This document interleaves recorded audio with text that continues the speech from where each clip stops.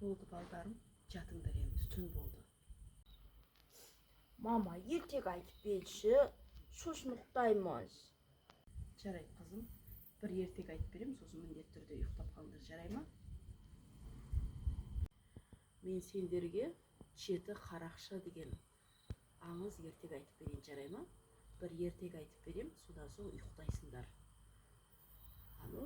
Аспанда тұрған жеті жұлдызды көріп тұрсыңдар ма?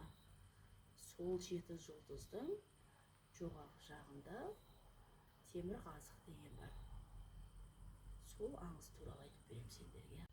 Бір үйдің жеті ағалы інілі бауырлары болыпты. Олардың ай десе аузы бар, күн десе көзі бар, өте сұлу қарындастары болыпты.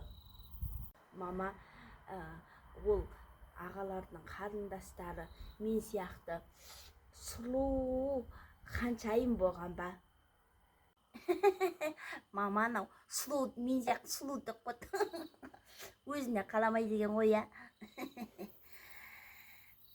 Сұлу, мен сияқты сұлу деген, мен сияқты сұлу болған ғой.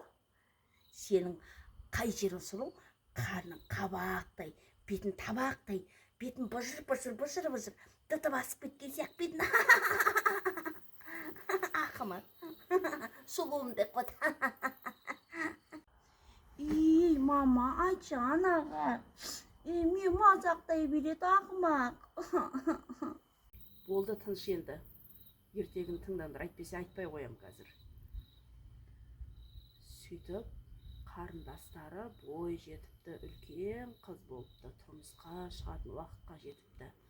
Сосын ағалары қарындастарын ешқандай жігітке, күйеуге беруге қимай, солай аспанға ұшырып жіберіпті. Сөйтіп, қарындастарының артынан өздері де аспанға ұшып кетіпті. Содан бастап олар жеті қарақшы деген атпен танылған екен. Қазір көріп тұрсыңдар ғой, 1, 2, 3, 4, 5, 6, 7 жұлдыз төменгі жағында ол жарық болып тұрған ол қарындастары, шет-шетінде қорғап тұрған оның ағалары деген сондай аңыз бар екен. Болды, енді ертегі осымен бітті. Қалған ертегіні ертең айтып берем, жарай ма? Жатып ұйықтаңдар енді.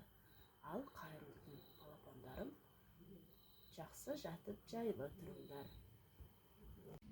Қайырлы түн саған да, мама.